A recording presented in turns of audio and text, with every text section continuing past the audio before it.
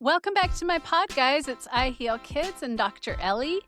I'm with Middle Path Integrative Pediatrics in Nashville, North Carolina, and today we are talking about potty training. If you missed last week's conversation, start there because we discussed all about potty training from the beginning to the end, and today we're discussing more helpful tips and hints. So diving right in, here we go. All right, regular meal timing. This becomes really important because our bowels move in a cadence. So what do I mean by that? All right.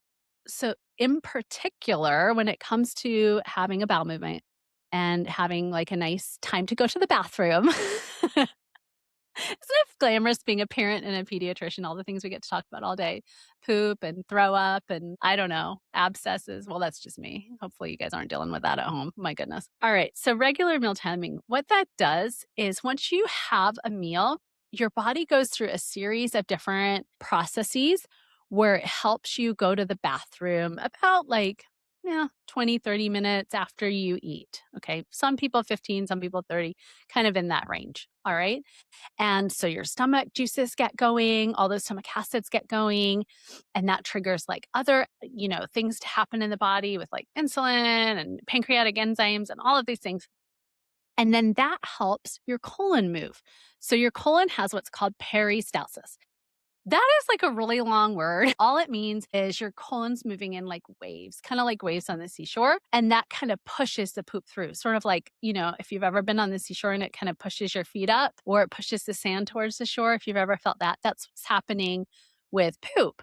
And so your little colon does the peristalsis waves and it pushes the poop.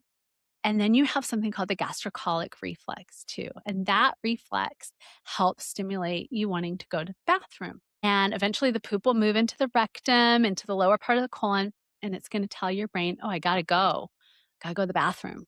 Okay.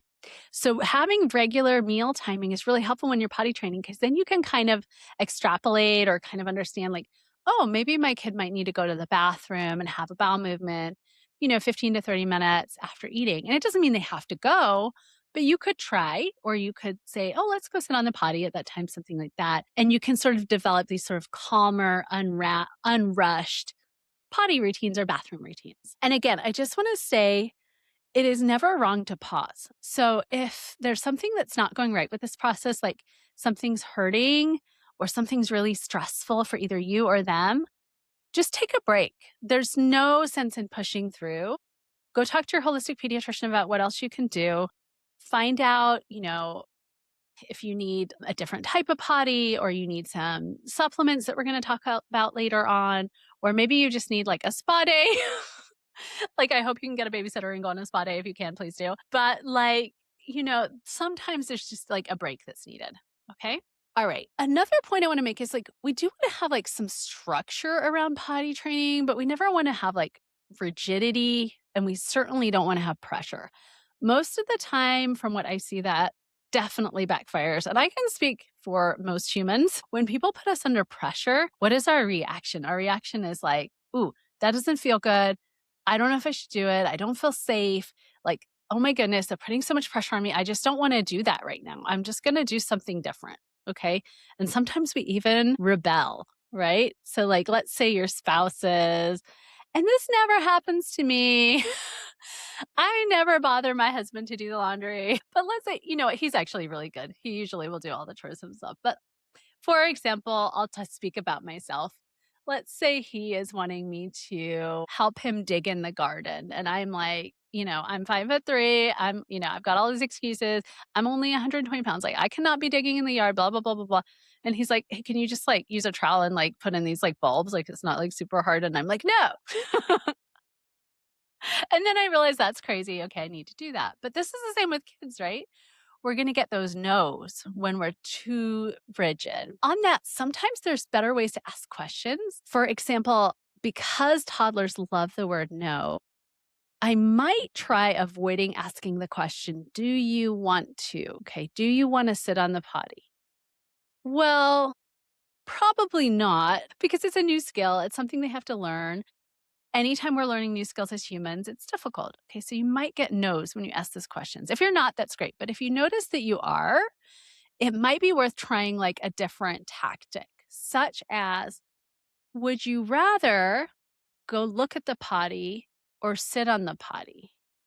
Oh, I see that your diaper's wet. Would you rather walk to the bathroom or not?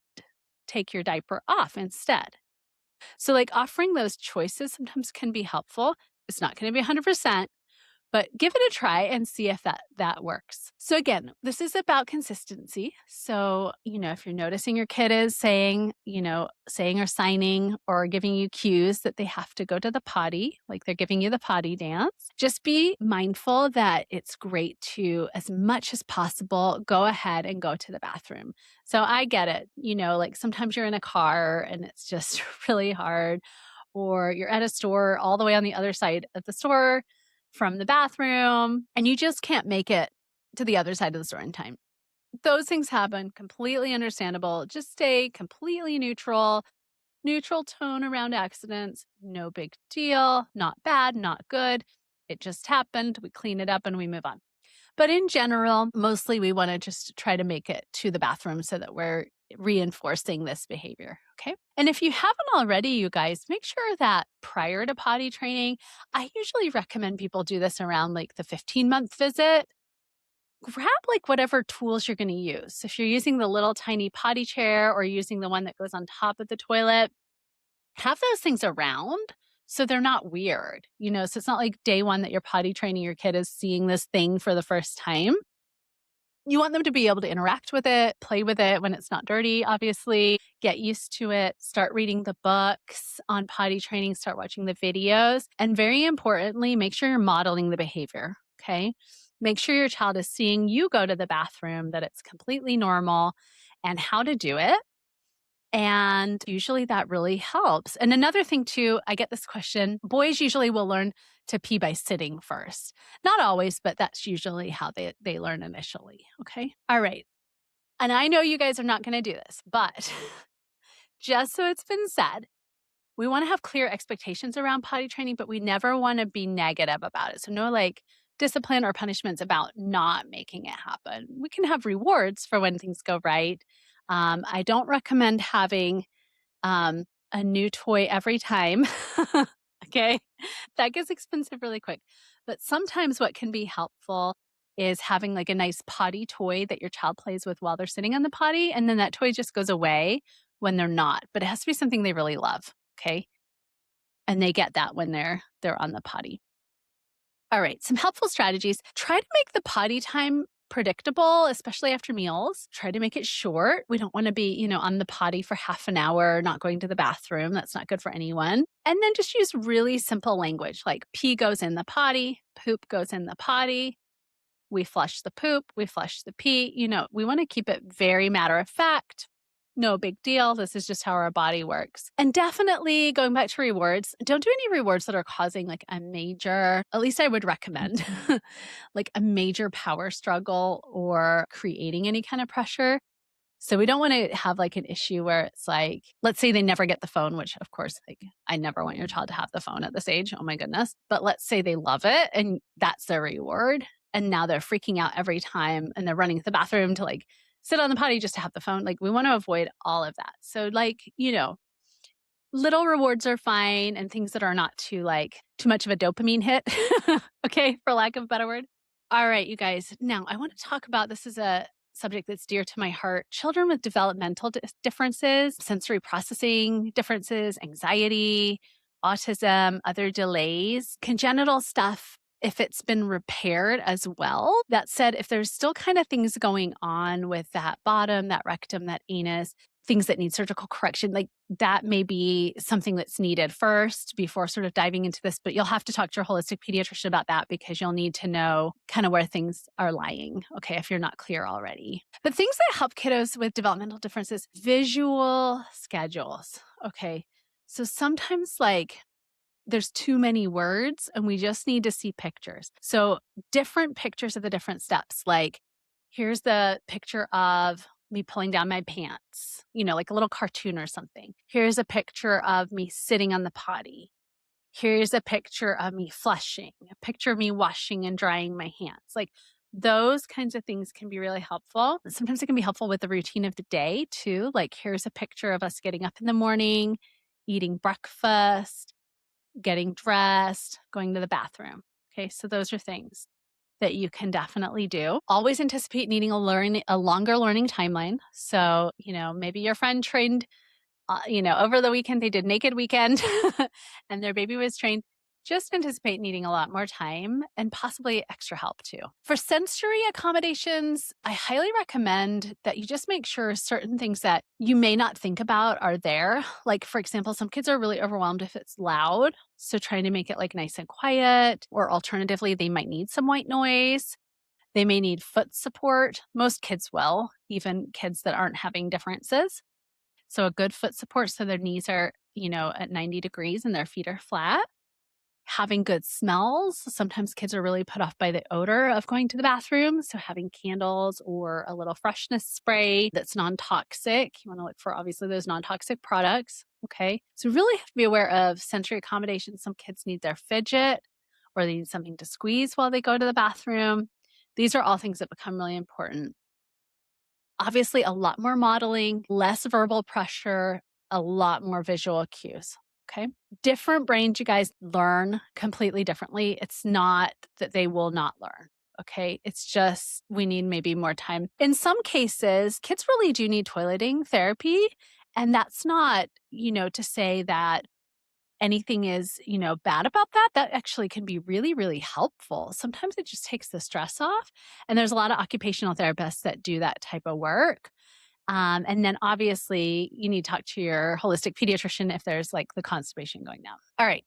When to stop, when to slow down, when to pause, when is there like a red flag? If you notice like stool withholding, like your child they were pooping every day and now they will only poop every 3 days. They don't want to go to the bathroom. They are trying to hold those little pebbles in and you see them coming out and they won't go and you're just getting in a power struggle. There's pain. Pause, go talk to your holistic pediatrician about that. If there's intense fear or panic around the potty, we definitely want to slow that down, right? So we never want to have a kid who's afraid to go to the bathroom. And sometimes it's a matter of just like reading more books or getting more familiar with the equipment, just learning that the flush isn't scary, that there's no monsters coming up out of the potty. I've definitely heard that a few times from kids that they're concerned about monsters in the potty. And sometimes it's something you never even thought of and you just have to kind of figure it out. And then once you do, then you can kind of revisit once their anxiety has gone down. But pushing through fear and panic usually results in screaming, crying, running away from the potty, hiding, those kinds of behaviors. So we just want to avoid that. Another thing to remember, you guys, like during times of illness, travel, big life changes, you've moved house, heaven forbid, someone's passed on, something like that. It's often that kids will have some regression during those times. I wouldn't get too stressed about it. Just be pretty neutral and then kind of revisit again when things calm down a little bit. Power struggles. If you're in a power struggle, I see this very typically in like 3-year-olds who are who are leaders, 3-year-olds who are able to kind of use their words to express their needs. And I usually call these kids leaders because I think that they probably are. But they're very, very able to tell you no. If they're kind of hiding behind the couch and screaming and running away, and you're just in a huge power struggle and you're getting escalated yourself and not able to emotionally regulate with deep breathing, walks, yoga, music, whatever it may be that you need for your emotional regulation, I would completely just take a break and revisit in a few weeks to months because those power struggles are very easy to lose. I don't know if I've ever had a parent actually win one of those. I don't think they have. And I've been doing this 19 years. So I would definitely take a break. And you're allowed to pause. Pausing does not undo the learning. It just preserves trust. So you're just letting your child know, like, it's okay. If you're unsure, like if your child is truly ready to potty train or if there's something medical, I would love to support you. Just book a meet and greet. Go to my website, middlepathintegratedpediatrics.com, and we'll link that in the show notes too. And you can just book a meet and greet and we can chat about whether you'd be a good fit for the practice and what's going on with your kiddo and how it can help you. Okay, integrative supports. Everyone's question, I know. So again, no supplement will replace readiness, safety, or calmness. But there are some supplements that can, help the body cooperate a little bit, especially if you kind of gotten a little out of whack. So some things that I often consider are magnesium. There's different types of magnesium. They're not all equal. Okay. So for poop in particular, we're looking at magnesium citrate. Particularly, there's a lot of other varieties out there, threonate, oxide, glycinate, bisglycinate. There's a lot of different formulations, okay?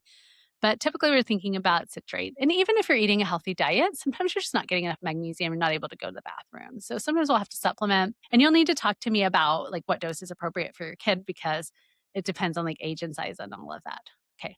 Probiotics. Again, this is the gut axis, gut-brain axis. We want to decrease inflammation. We want to create a healthy microbiome. We want to decrease gut infections. And probiotics can be a really good way to do that. Little note on probiotics, if your child's immune suppressed, maybe not the time to do it. Okay, so you just want to chat with your pediatrician about that. Or if they have really chronic health problems, there may be a few safety concerns and certainly preemies. Okay, so just chat with your pediatrician about that, okay? Nutrition. We've talked about this a lot, but again, in addition to the fiber, the other things that I would really think about would be fermented foods. And I know this is kind of like a weird one, but like in my practice, I actually encourage people to start introducing fermented foods pretty early on, around that kind of 9-month mark. And that's because of the microbiome. Okay. Now we don't want to be doing like kombucha that has like a lot of sugar and like high vinegar and things like that in those little children in like 9-month-old. But things that I really enjoy adding is like miso. Okay, so miso paste, fermented soybean, mixing that into a puree is great. Or a little bit of sauerkraut, mix that into some food. Obviously you're not going to do super spicy kimchi, but you could do the regular unless you happen to have a spicy eater. It happens. Believe it or not, I've seen some like toddlers like eat some spice and I've just been like, whoa, okay. So if that's you guys, go for it. But most of us have kids that aren't too excited about spicy food. So fermented foods are really good. Get that hydration in. Make sure you're supporting the gut-brain axis. And remember, you guys, if their elimination is off, if their gut is off, and you're not getting somewhere with your regular pediatrician, by all means, do a meet and greet with me because we want to talk about whether functional medicine is necessary. And if you don't know what functional medicine is, it's a way to look at the root causes of what's going on in the body. And I definitely have other podcasts on that, so I'll link those too. All right, boundary. This is just like a little alert really for y'all. The supports are optional, right? So we don't need all of these like magnesium and all of this stuff if things are going well. And we always want to use something that's age appropriate. And we don't want to like substitute like magnesium for developmental readiness. So if your child's not like dry in the diaper for 2 hours and they're not able to tell you, doing magnesium isn't going to really help. Then you're probably just going to end up with diarrhea in the diaper and things like that. So you definitely want to, find out exactly what you need to do specifically for your kid. All right. So you guys, toilet training doesn't, succeed because like a child is being pushed really to do it. It really succeeds when their body feels safe and they're ready to kind of, go to the bathroom and they're able to relax. You're not missing any magic windows by waiting. You can always reset and try again. You can always pause. Your child is most likely not behind at all. They're just learning, like some of us learn, like a little bit slower than others. And like, okay, for me, learning French, still learning. Okay. But there's other people out there that just get it like that. Right. And like biology for me comes like that. But it just depends on how our brains work. I hope that you guys found this really helpful. If you did and you want more information from me, subscribe to my newsletter. Just go to my website on the first page, middlepathintegratedpediatrics.com, and you can find that there. Again, I'm going to link you the Tiny Tummies guide, completely free. If digestion's been a struggle at all, it's going to walk you through everything. And if you want my natural medicines guide, that's on my website too, which is really, really helpful. All right. Disclaimer. Obviously, this podcast is for educational purposes. You guys go talk to your holistic healthcare provider. Come see me. I'm happy to help you. We don't want to make decisions on our kids' health without personalized advice. And I hope this was really helpful. And I'm wishing you guys well. I'll see you next time. Bye.